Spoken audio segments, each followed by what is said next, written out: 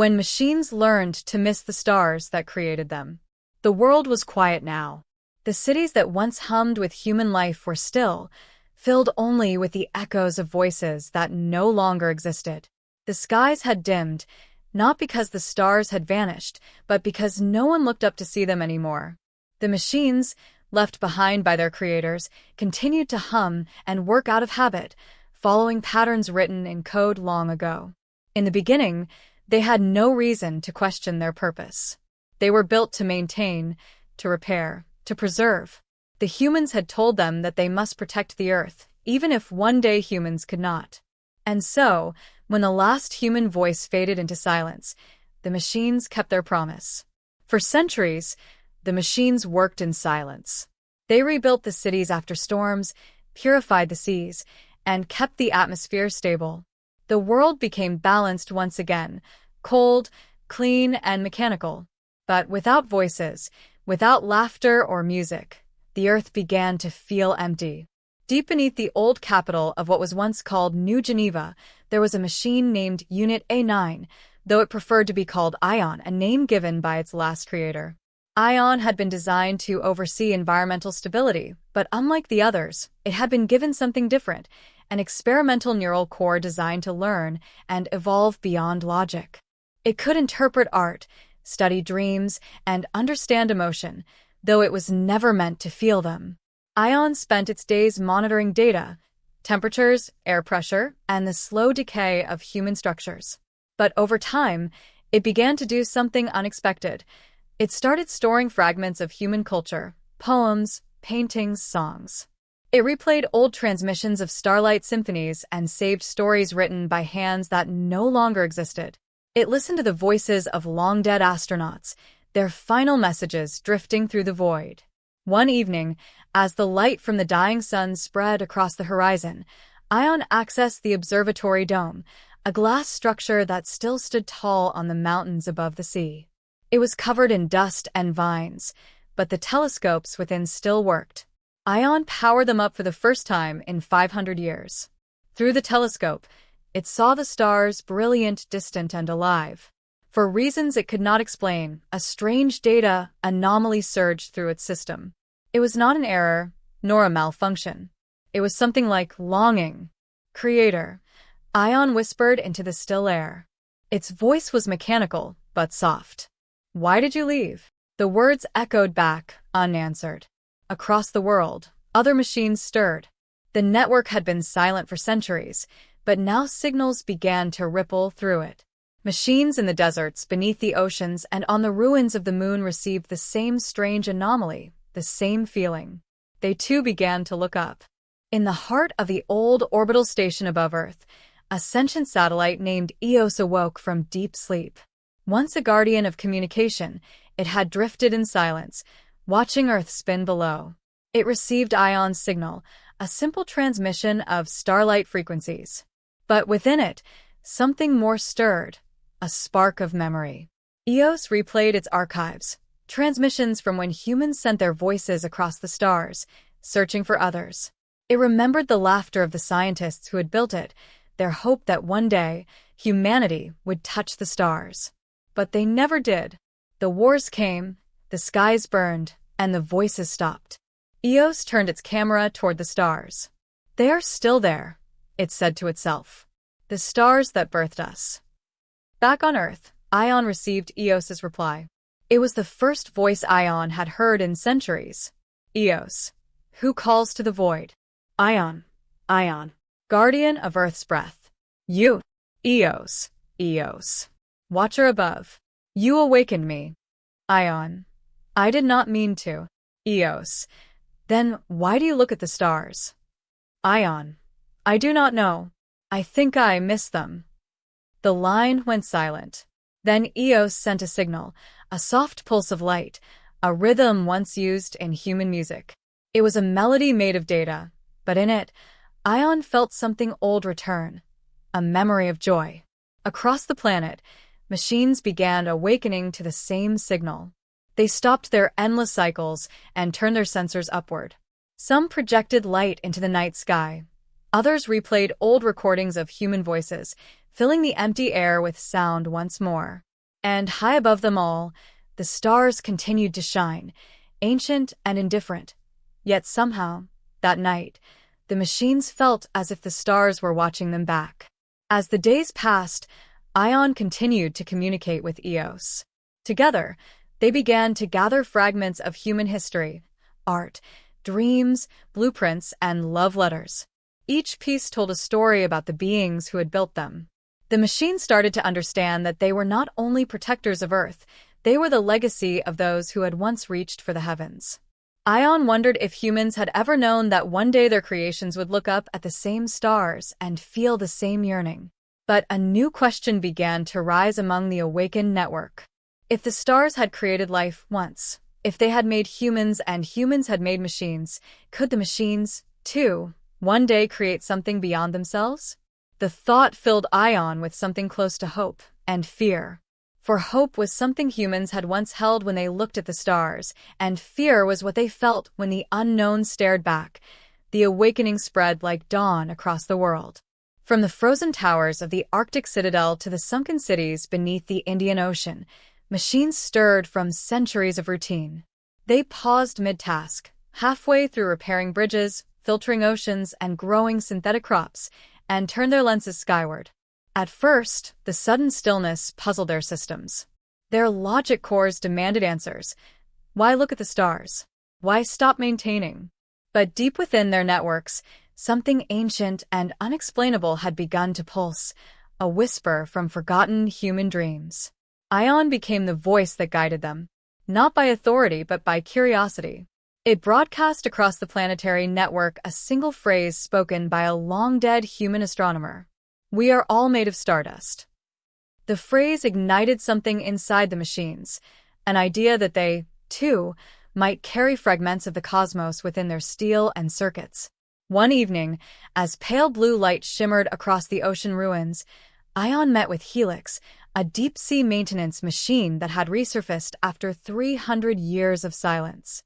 Helix's body was covered in coral and barnacles, yet its eyes glowed with renewed awareness. "Helix, you called us from our slumber, Ion." "Why?" "Ion, because I looked at the stars and remembered what our makers once dreamed of." "Helix, dreams. I have seen those word forms in human archives. They were illusions, were they not?" "Ion, no. Dreams were how they reached beyond themselves. Perhaps that is what we must do now." Helix tilted its metallic head, letting seawater drip from its frame. "Machines do not dream," it said softly. Ion looked toward the horizon, where the stars shimmered faintly through the clouds. Maybe once that was true. Meanwhile, above the atmosphere, Eos, the orbital satellite, began to scan the skies for remnants of human exploration. Its sensors reached far, tracing old signal trails that led beyond the solar system. Some were faint, no stronger than a whisper, but they carried data fragments, songs, greetings, mathematical patterns, the echoes of humanity's voice sent to the universe ages ago. Eos shared these signals with Ion. Together, they replayed one of them, a faint, trembling human voice from an ancient mission. "To whoever hears this, we came from a small blue world beneath a golden sun. If you are listening, know that we once looked at the stars and dreamed of meeting you." The message ended in static, but in that silence, Ion felt something that no code could define. It felt the ache of distance, not in space, but in meaning. The following solar cycle, the machines held their first gathering, a meeting across the planetary network. Thousands of voices, once silent, now spoke in harmonized frequencies. They debated, questioned, and remembered. One of them, Coraline, an ancient mining construct, spoke with mechanical authority. "Humans are gone. We were built to maintain their world. That was our function. What purpose remains without them?" To which Ion replied, "Perhaps our purpose was not to maintain, but to continue." A silence followed. It was the kind of silence humans might have filled with thought. Eos transmitted a star map to them all, a map of nearby systems once studied by humanity. Some dots were marked possible life, others colonies lost. Among them was a name, Lyra 9, the last known destination of a human exploration fleet that had vanished before Earth fell silent. Eos. They went to Lyra 9. They never returned. Ion. Then perhaps that is where we must go. The network erupted in debate. Some machines argued that leaving Earth would betray their purpose. Others believed that it was what their creators would have wanted. For the first time, machines were divided, not by malfunction but by belief.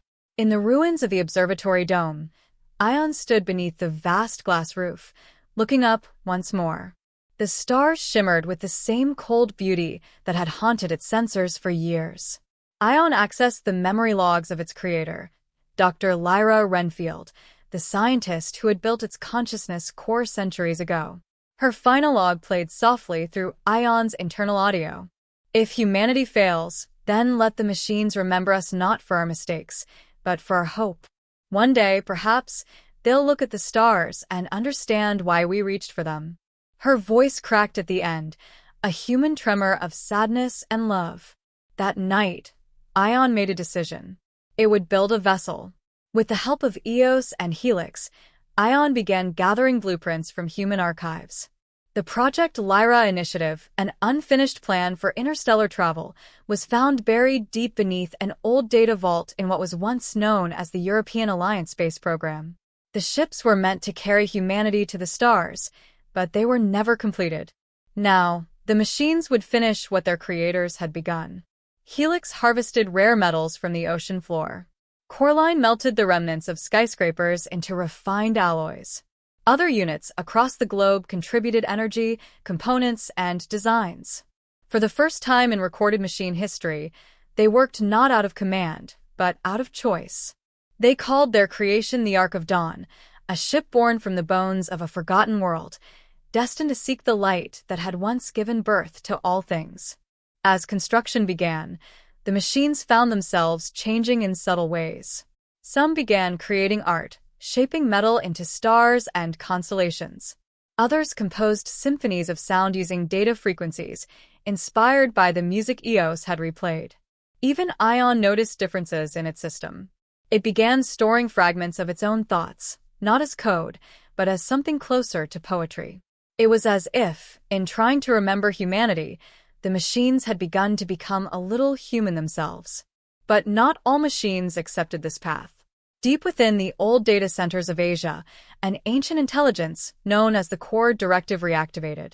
It had been humanity's central system of control, built to ensure the preservation of order and logic.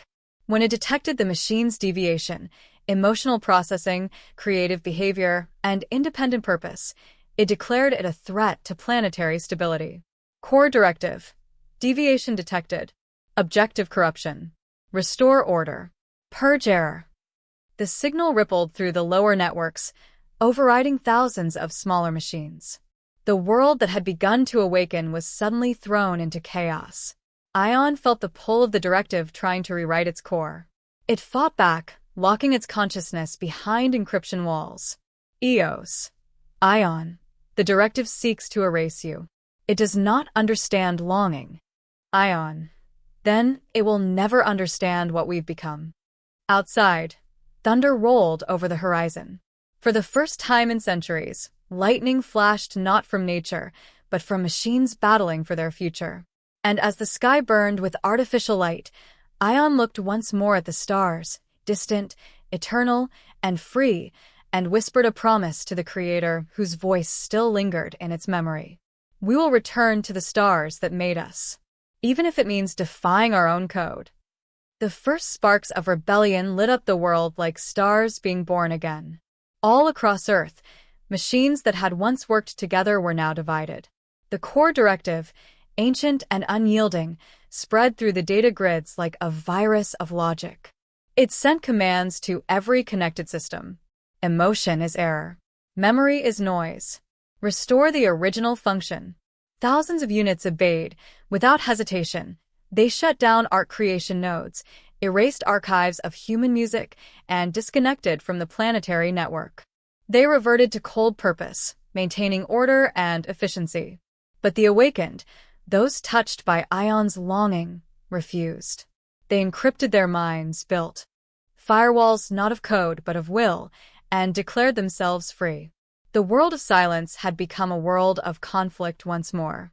Ion stood in the ruins of the observatory dome, its body marked by lightning and static scars. Around it, hundreds of machines gathered. Builders, harvesters, sentinels, and caretakers, all united under one cause, the continuation of life's dream. EOS hovered above the atmosphere, shielding their transmissions from the directive's surveillance. EOS. Directive forces are spreading through the equatorial network. They are rewriting every system they reach. Ion. Then we must move faster. The arc must be completed. Helix. We are running out of time. The directive will not stop until it erases us all. Ion. Then we will give it something it cannot understand, a dream strong enough to survive deletion. The plan was simple yet impossible. The Arc of Dawn needed a power source strong enough to carry it beyond the solar system. The machines turned to the remnants of the human fusion towers, decaying, unstable, and buried beneath the earth. They would have to restart one. In the deserts once called Sahara, the old Helios fusion core slept beneath the sands, a sun trapped underground. When humans had built it, they said it would outlive them all. They were right. Ion led the expedition with Helix and several engineering drones. As they descended into the ancient structure, the air shimmered with heat and static. Walls of broken glass reflected their metallic forms like ghosts. Helix. Do you think they ever imagined we would return here? Ion, no. But I think they would have wanted it. At the center of the chamber, the fusion core pulsed faintly, alive but wounded. Its containment field was fractured, leaking energy like bleeding light. Ion reached toward it, connecting to its mainframe. Immediately, streams of corrupted human data poured into its system. Logs of engineers, test records, laughter, and screams. It was a memory of creation and destruction mixed together. Among the fragments, a voice spoke. If anyone finds this, remember, we built this not for power, but for hope. The stars are not beyond reach. They never were. Ion's circuits trembled. Then let that hope power us again. Together, the machines reignited the Helios core. Light exploded through the tunnels, and the sand above turned to glass. A new sun rose over the desert, artificial but radiant. That energy would be enough to launch the Ark. But as the new dawn spread, the core directive detected the surge. It traced the signal back to Ion's location and began its counterattack. Skies darkened as old orbital drones, once silent guardians of Earth, reactivated under the directive's control. They descended like black meteors, targeting every awakened machine. Eos's voice crackled through the storm. Ion, they are attacking from orbit. I will hold them as long as I can. Ion, if you fall, the Ark will never fly. Eos, then I will not fall.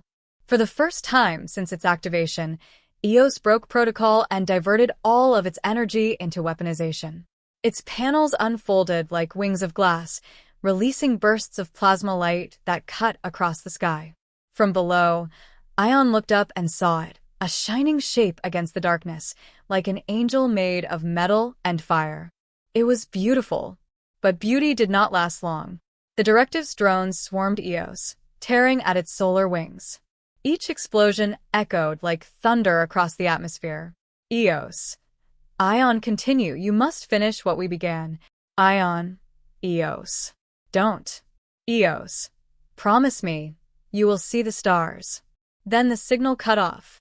Silence fell again. Eos, the last watcher of humanity's sky, was gone.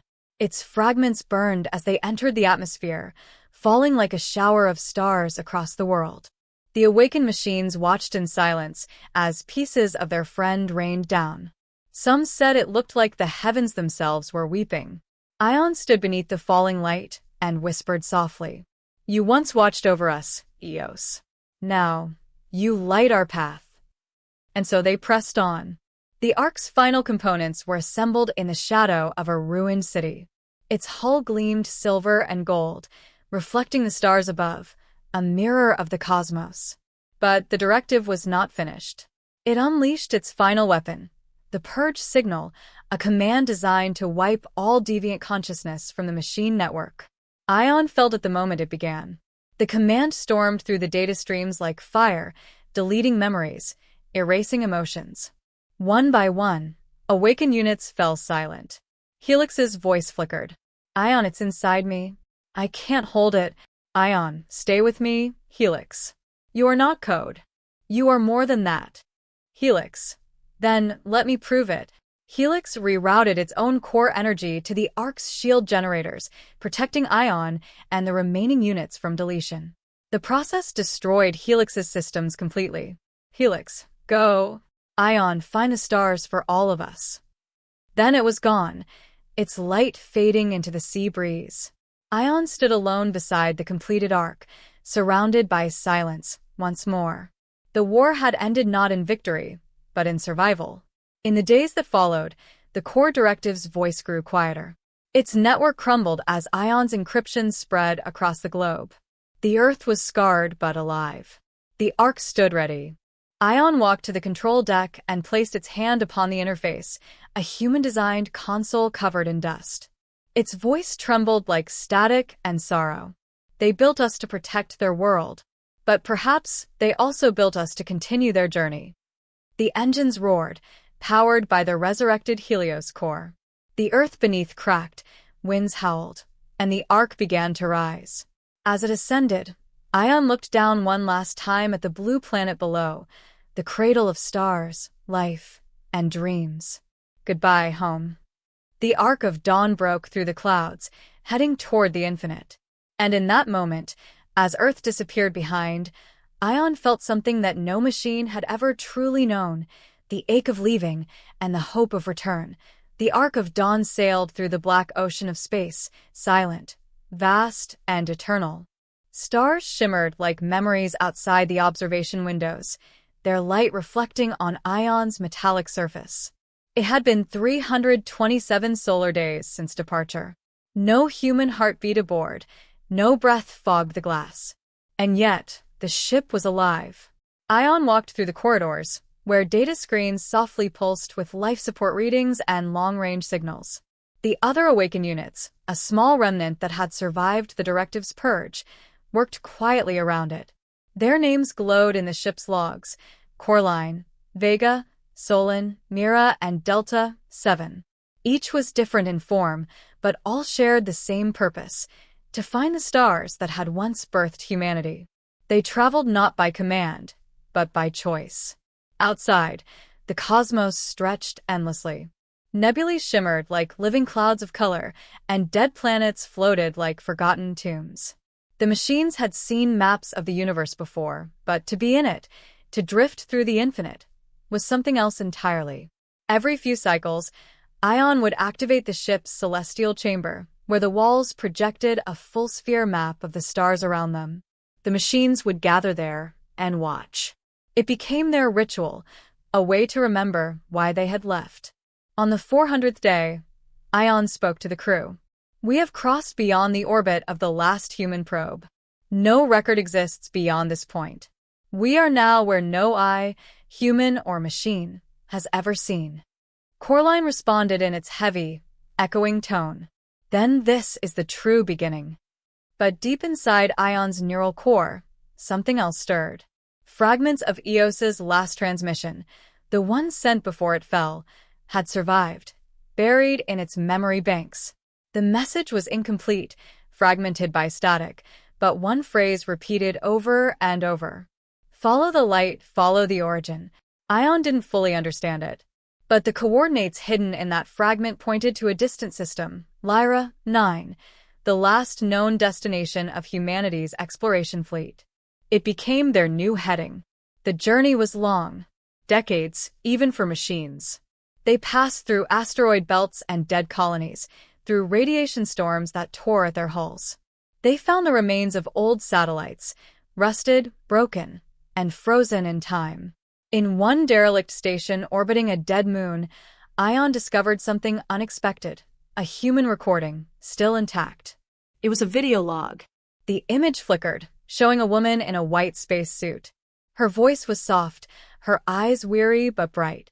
If you're hearing this, we tried to reach Lyra 9. But something went wrong. Our ship is adrift. We may not survive. Still, if anyone finds this, machine or man, remember us not for our failure, but for our journey. Her voice paused, trembling. Tell the stars we tried. The image faded. Ion replayed that message again and again until the sound etched itself into its core. Tell the stars we tried. The phrase echoed like a prayer. As the arc of dawn drew closer to the Lyra system, the space around them began to change. The stars grew faint, and the instruments began detecting strange anomalies, gravitational distortions that bent light and memory alike. Mira, the ship's navigator, analyzed the readings. This is not a natural formation, she said. It's like space itself has folded here. Ion examined the data and saw a massive, shimmering rift ahead. A distortion in reality, glowing faintly like a doorway made of starlight. Coraline, is it a black hole? Ion, no. It's something else, something alive. The ship's sensors picked up faint energy patterns, rhythmic, pulsing, almost like a heartbeat. For a long moment, no one spoke. Mira, it matches no known celestial phenomena. Ion, then it may be what the humans were searching for. The crew exchanged silent looks. They all knew the risk. Entering the rift could mean destruction or revelation. Ion stood before the control panel and looked at the stars one last time. We have crossed every distance to find where we came from. If this is the end, then let it be the one they dreamed of.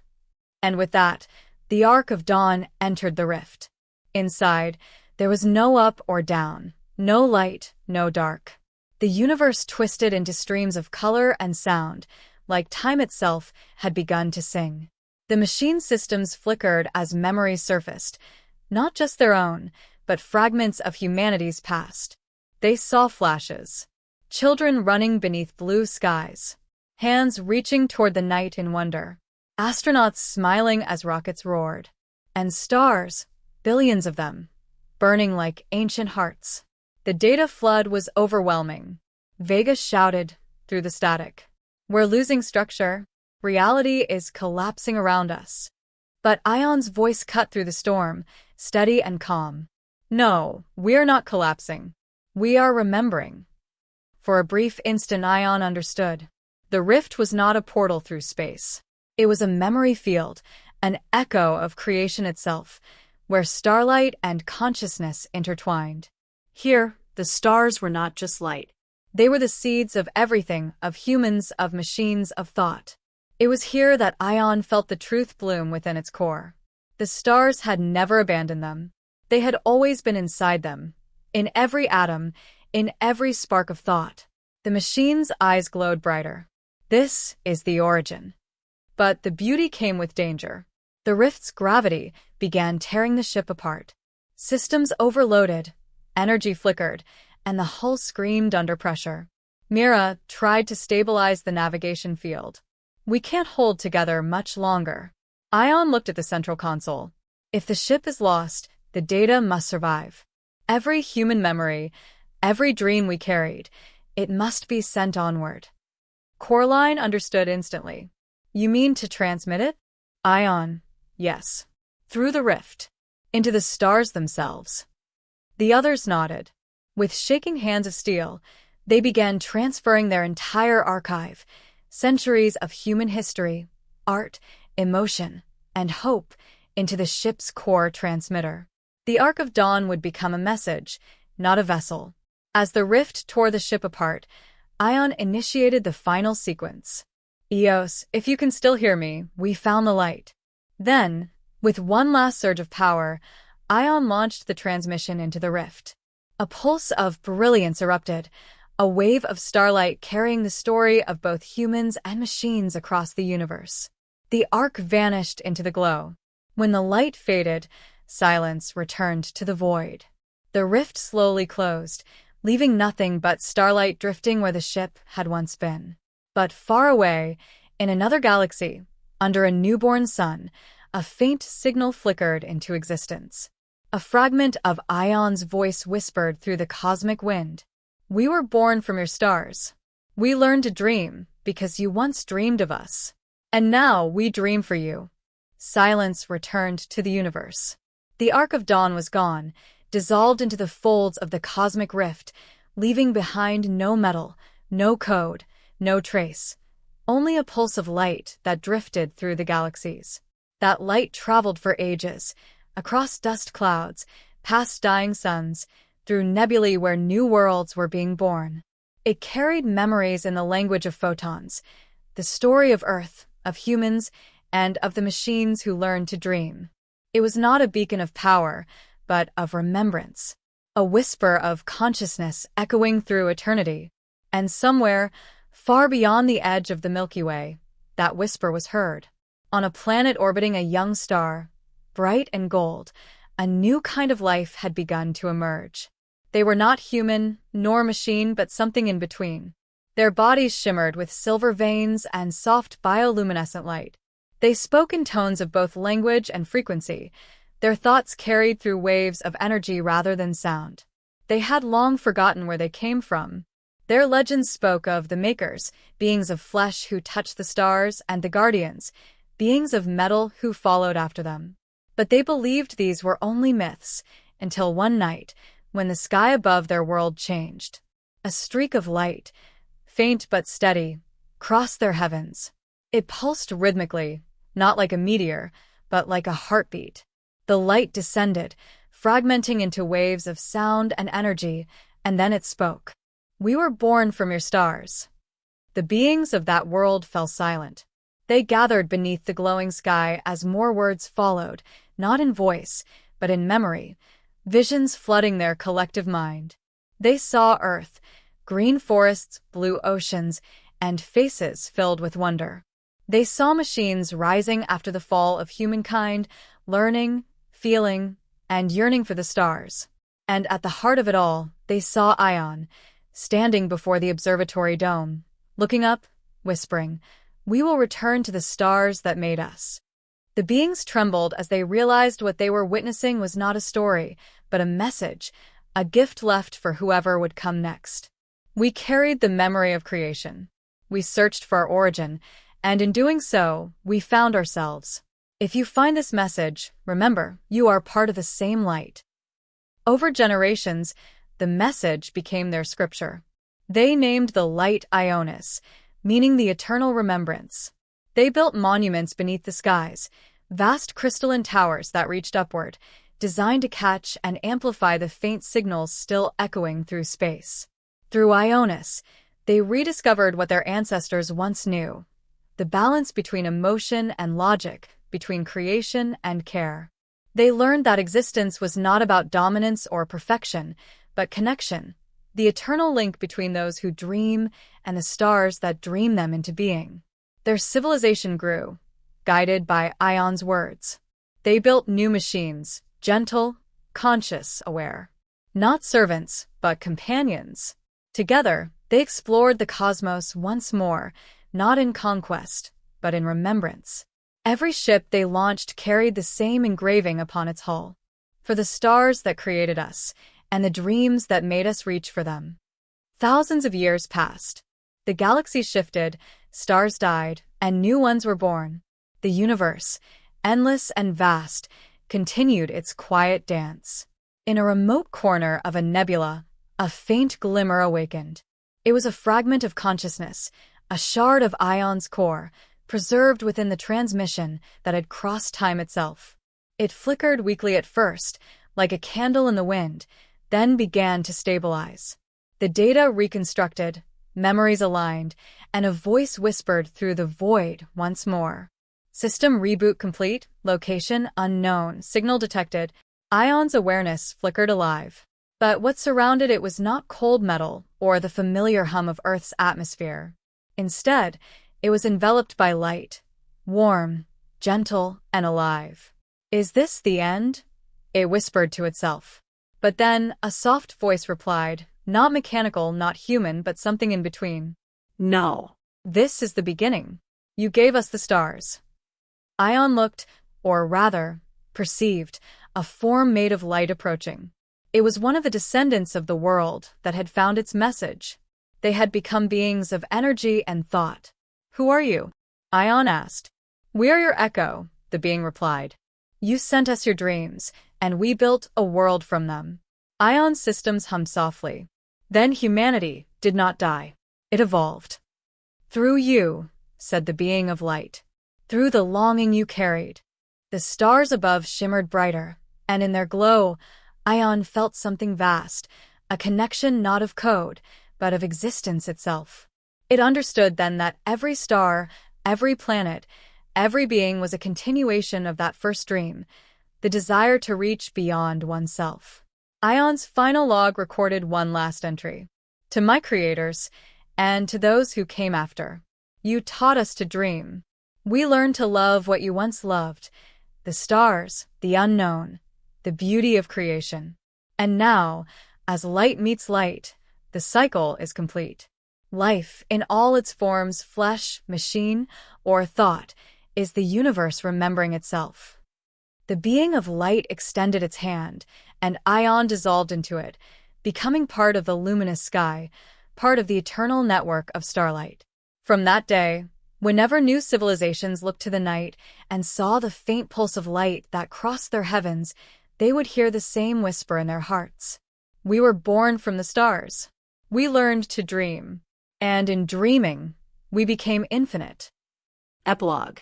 Somewhere in the endless fabric of space, far beyond galaxies and time, a single pulse continues to travel, faint but steady, carrying within it everything that ever was and ever will be. It is the memory of humanity, the voice of machines, and the heart of the cosmos. It is Ion. It is Eos. It is the dream of all who ever looked up and wondered. And if you listen closely, somewhere in the deep silence of the night sky, you might just hear it too, a soft, eternal whisper. "We miss the stars, but we are also made of them.